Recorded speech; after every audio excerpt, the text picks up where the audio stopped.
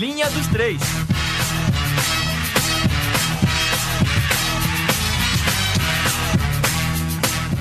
Fãs de basquete, tá chegando a hora. Depois das alucinantes semifinais de conferência, chegou a hora de ver quem vai levar o título, tanto no leste quanto no oeste. E pelo segundo ano consecutivo, os 2 melhores times de cada conferência na temporada regular se classificaram para as finais de conferência. No leste, Atlanta Hawks tem vantagem sobre o Cleveland Cavaliers. E no oeste, o Golden State Warriors tem vantagem sobre o Houston Rockets. E antes de começarem as finais de conferência, estamos aqui para falar tudo sobre esses jogos. Eu, Lucas Inácio, na companhia dos comentaristas Nicolas Quadro e Vinícius Schmidt, nos estúdios da Rádio Ponto no campus da UFSC, para mais um Linha dos Três. Hoje, terça-feira, dia 19 de maio, o Linha dos Três está começando agora.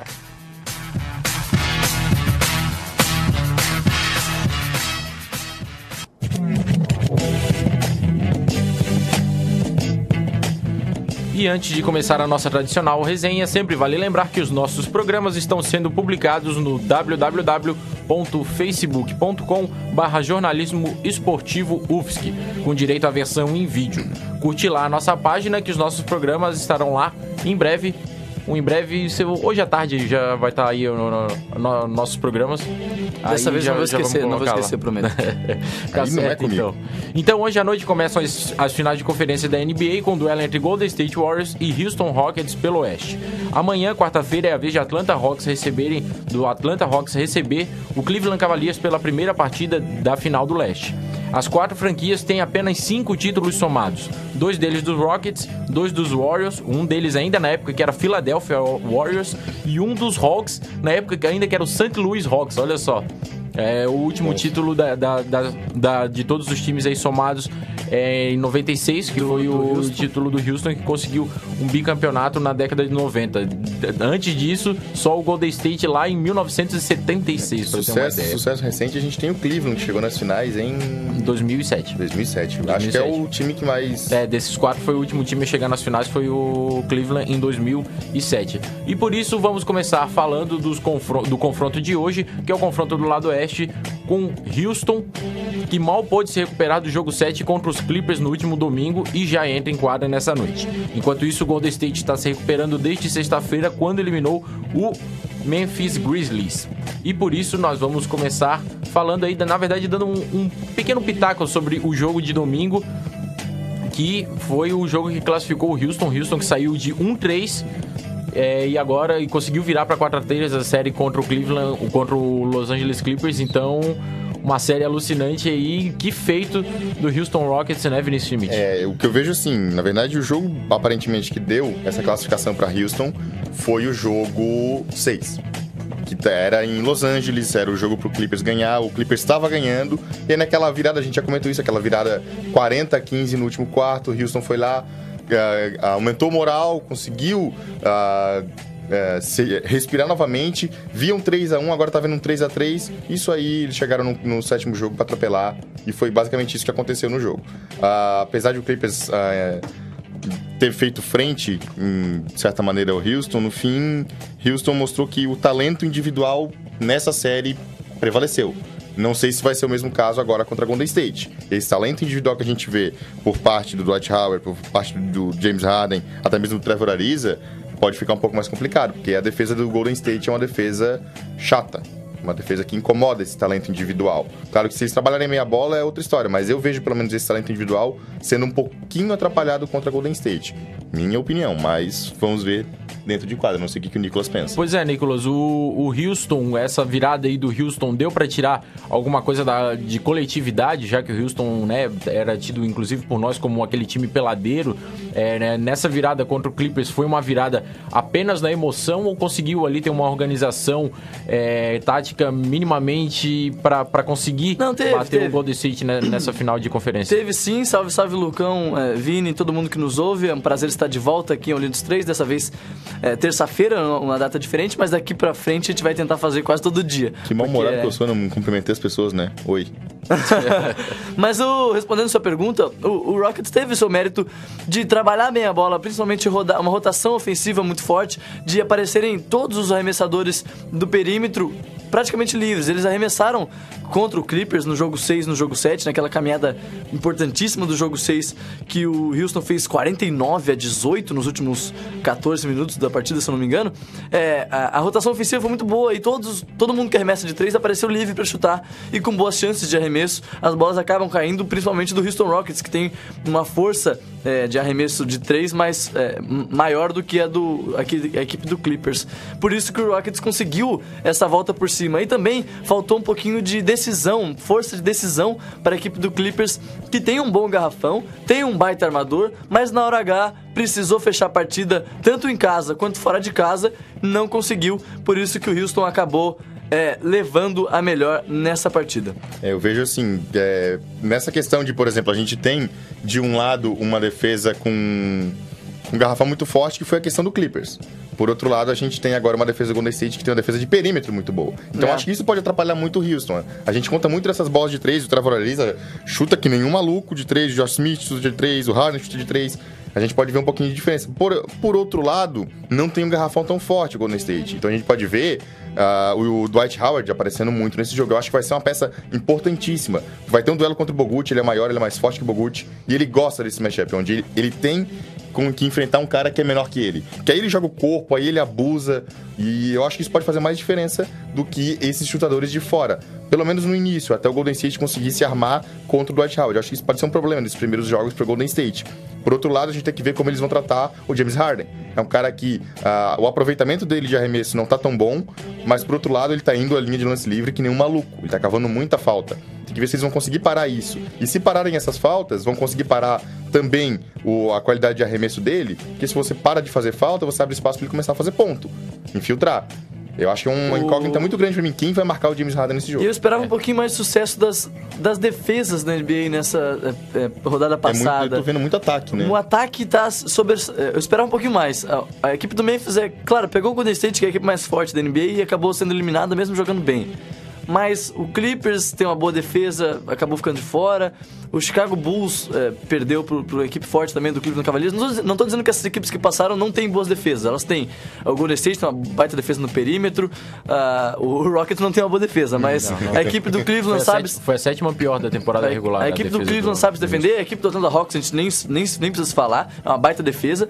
Mas eu esperava um pouquinho mais as defesas, os ataques levaram a melhor nessa rodada passada. Pois é, apenas a título de curiosidade aí, o Houston Rockets em 1995, que foi o primeiro dos 2 títulos ali em sequência da franquia, também virou um 1-3 numa semifinal de conferência. Na época foi contra o Phoenix Suns, aí virou 1-3, acabou virando para 4-3, né? Daí passou para final de conferência, daí depois acabou sendo campeão ali foi bicampeão, né? 95 e 96, mas essa virada foi no ano de 1995. Sobre as bolas de 3 que vocês citaram, na temporada regular, o Houston foi o líder com 11,4 bolas de 3 por partida e o Golden State foi o segundo com 10,8. Já na pós-temporada aí, o Golden State é o líder com 11,5 bolas de 3 por jogo e o Houston é o terceiro com 9,9, empatado também com o Atlanta Hawks, que é o vice-líder aí nesse quesito, também com 9,9. E o McKay, o técnico do Houston, é o primeiro cara a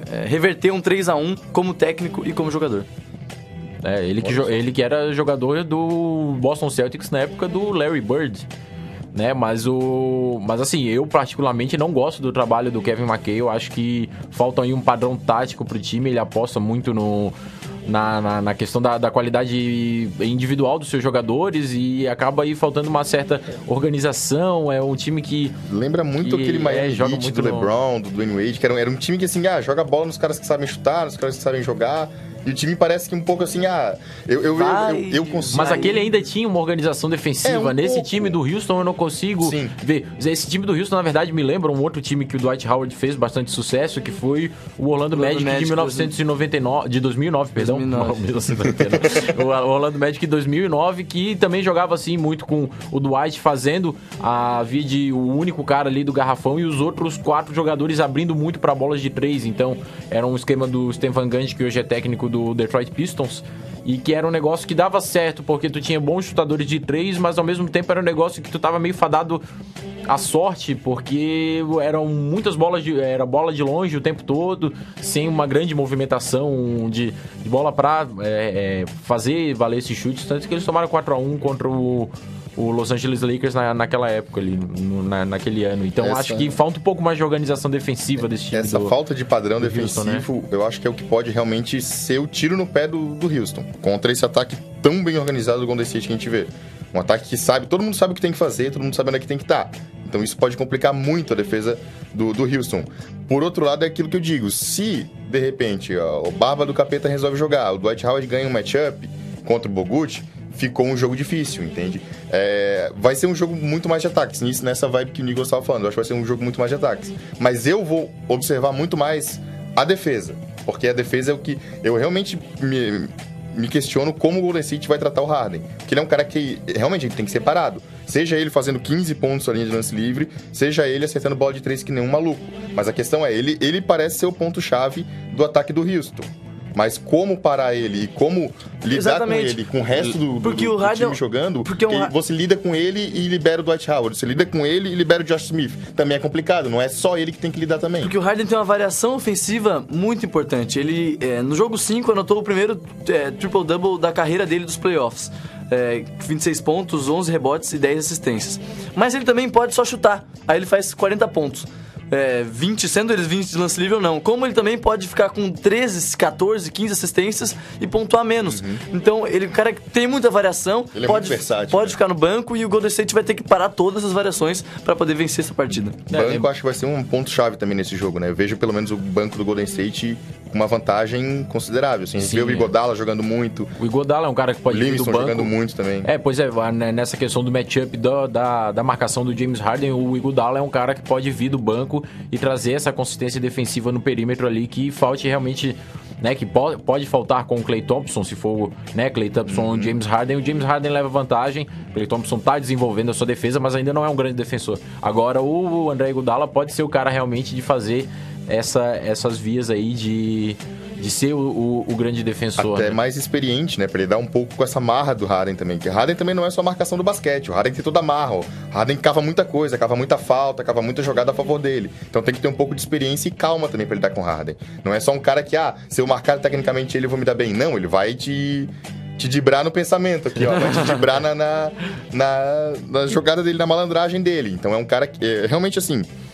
vejo ele como ponto-chave, mas acho que por ele ser o ponto-chave do ataque do Houston, o time do Golden State pode se complicar, porque tem outros caras que podem fazer diferença. Ariza, Josh Smith, Dwight Howard, não são caras que a gente pode descartar do jogo. Pelo contrário, são caras que podem acabar fazendo muito mais diferença do que o Harden, se ele realmente for focado. O Golden State não perdeu nenhuma partida na temporada em que liderou por algum momento a partida por 15 pontos ou mais. E eu acho que o Houston tem um poder de voltar desse déficit de pontos maior do que a equipe do Memphis. Que muito maior. É uma equipe que joga. É uma equipe que joga meia quadra, uma equipe que joga na força, na garra, lá embaixo, com os pontos, conta com os pontos muito dos seus pivôs. E o Houston não conta tanto assim. Tem infiltração, tem arremesso de fora. E, por exemplo, tá perdendo de 20 não quer dizer muita coisa, porque já tava perdendo de 20 pro Clippers, os caras chutaram 5 bolas, entraram e voltaram pra partida. Então pode ser que isso aconteça. É uma questão que o Golden State sofreu, pelo menos no último jogo, eu lembro de ter assistido, que foi justamente isso. De repente o ataque apagou e o Memphis grudou no jogo. Mas aí foram lá, meteram 3 bolas de 3, voltaram à vantagem. Mas ainda assim sofreram um pouco no ataque no meio do jogo justamente por isso. Abriram 17 pontos e começaram a fraquejar. Contra o Houston, se abrirem 17, 15 pontos e fraquejarem, vão tomar virada. Não tem chance, porque realmente é um time que consegue jogar muito bem em transição, tem jogadores muito rápidos, e se meter 3 bolas de 3 também, enfim... É um ponto a se levar em conta também. Como o Golden State vai lidar estando numa vantagem possível. Esse que é o duelo do melhor ataque da temporada regular, que é o Golden State, contra o quarto melhor ataque, que é o Houston. Já na questão da defesa, como eu já havia falado, o Houston é a 7ª pior defesa e o Golden State ficou em 14º ali, bem no meio da tabela, né? Mas pode ser realmente aquela questão de se manter o Houston a menos de 100 pontos, é provável vitória para Golden State. Sim. Acho que essa pode ser a grande chave aí. Mas vai ser um jogo de artilharia pesada de novo, vai ser 100 Vai ser um jogo lindo de ver, né? 100.000 a 100. E apenas uma última dúvida aí pra gente. Não gostaram da minha pontuação? 100.000 a 100. Vai ser uma coisa assim. Seu cabeça de mamão. É coisa de criança. Enfim, na questão do matchup, qual que é o matchup mais desigual dessa série? Curry versus Terry ou Howard versus Bogut? Acho que Howard versus Bogut. O Howard, ele sempre se deu bem nesses matchups onde ele ganha na força. E ele vai ganhar na força do Bogut.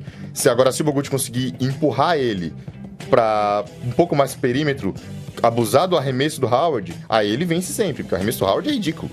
Mas eu acho que vai ser muito área pintada, muito próximo do garrafão, e o Howard vai ter vantagem. Eu acho que vai ser um matchup bem complicado, na verdade. Até mesmo pela questão dos rebotes. A gente pensa num chute muito de perímetro, rebote conta muito nisso. Então, o Houston chutando muito de fora, com o Howard ganhando os rebotes, como ele vem ganhando, fazendo 20 e poucos rebotes, 17 rebotes ele fez no último jogo, eu acho que pode ser um matchup muito mais favorável do que Curry e Terry. Eu, pelo menos, acho. Mas o Curry também tá endemoniado, né? Então vamos... E o Terry não marca, né? Me permite discordá-lo, Vinícius? Discordo. Porque o Jason Terry, ele fez 4 pontos contra o Clippers. E o Curry é o MVP da temporada. O Dwight Howard é muito bom, ele é muito forte, ele ganha o garrafão. Mas a equipe do Golden State dentro do garrafão não é fraca. O Draymond Green é um baita marcador e o Bogut é um reboteiro. Ele não é um bom jogador. É um bom jogador, mas não é um cara craque. É um cara que sofre muito contusão, né? Ele não conseguiu ainda ter uma consistência. E o Jason Terry comparado... É que o Jason Stephen Terry Curry é um jogador muito mais completo. Ele rouba a bola, ele é tão dinâmico. Ele rouba a bola, ele chuta de 3, ele faz de tudo. Jason Terry não tem essa variação. Lembrando que o Jason Terry tá jogando fora de posição também, porque o Patrick Beverley, que é o titular da posição, ele tá contundido, né? Teve uma contusão aí no meio da temporada, contusão no joelho, vai ficar fora do resto da temporada. Por isso até que a rotação nessa posição de armador do Houston tá acontecendo bastante. O Prigioni joga muito vindo do banco. E uma dúvida também... O Prigioni pode ser uma opção para tentar parar um pouco o Curry, né? Ele defensivamente é um bom jogador. O Prigioni... velho. Sim, a questão ele não vai conseguir marcar o jogo inteiro o Curry. O Curry vai correr o jogo inteiro, o Prigioni não vai conseguir. Mas é uma opção para alguns momentos onde o ataque do Golden State esteja inspirado e a gente perceba que começa a ter uma diferença um pouquinho maior, coloca o Prigioni e tenta parar um pouco o ataque, tenta contar com as tuas bolas de 3, com os seus arremessos de perímetro para voltar pro jogo, tira o Prigioni e bota o Terry de volta. É uma opção. Quem sabe para tentar marcar o Curry. Agora, por exemplo, eu não vejo uma opção no banco do Golden State para parar o Dwight Howard. Esse é um problema. Eu não vejo quem consiga parar ele no físico. Talvez agora, no sistema defensivo ali, o Steven Kerr na rotação consiga, defensiva, né? aí sim. Por isso que eu digo, vai ser muito, muito interessante ver isso. Porque se você contar numa rotação defensiva para o Howard, quem é que para o Harden? Também tem isso. Se você tirar alguém para dobrar em cima do Howard, algum cara vai ficar livre. Aí tu tem Ariza, Smith, Harden, todo mundo chutando de fora, alguém vai ficar livre. Corey Brewer. Por isso que eu vejo um jogo muito interessante, assim, nessa inteligência de como que a defesa vai conseguir se virar num ataque tão, como disse o Nicolas, tão dinâmico, como é o ataque do Houston Rockets. Mas, no fim, eu dou vantagem pro Golden State. Talvez esse primeiro jogo o Houston leve, é possível. Como eu falei, talvez o Golden State não esteja tão preparado para lidar com o sistema ofensivo do Rockets, mas durante a série eu acho que o Golden State se adapta e leva. Talvez leve até num 3-1. Num 3-1, 3-2 ali. Mas vamos... 4-1, 3. A série é melhor de 7. 4-1. Vai ficar faltando, sim, o jogo. 4-1, 4-2. Eu acho que não vai ao sétimo jogo. É isso que eu quero dizer. Eu acho que o Golden State fecha antes. Eu acho que o Golden State fecha 4-1 também. Daqui a pouco o Nicolas vem, porque agora ele tá dando uma de técnico de som. E também vou ficar aí na expectativa essa. Eu vou deixar em aberto, porque a gente já falou demais desse jogo. Se vai ter Hacker Howard ou não. Eu acho que não. O Steve Kerr é um cara classudo. Eu espero. A não ser que aperte agora muito, eu acho que não. Agora se abrir um 2, se abrir um 3-0, vai. Aí eu acho que vai. Mas acho que, chegou. 4-2 Golden State. Tá, fechou então. Beleza, então agora vamos passar pra outra série, mas vamos esperar um sobe-som aí do próprio Nicolas, que tá lá na atacante de técnico agora. O Nicolas faz tudo, né? Sobe o som.